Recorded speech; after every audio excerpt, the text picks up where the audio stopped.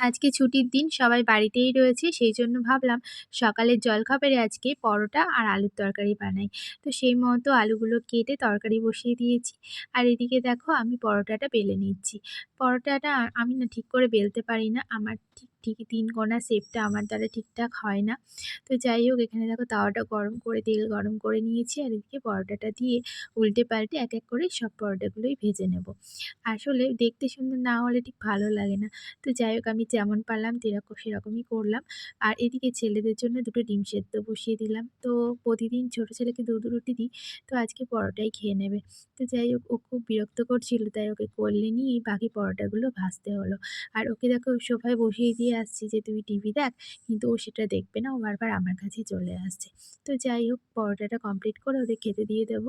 অনেকটাই বেলা হয়ে গেছে। তো এই যে এবার ওরা খেয়ে নিচ্ছে। ওদের খাওয়া কমপ্লিট হলে তারপর কিন্তু আমি খেয়ে নেব। তো আজকে এটুকুই তোমাদের সাথে শেয়ার করলাম। টাটা সবাইকে, সবাই ভালো থেকো।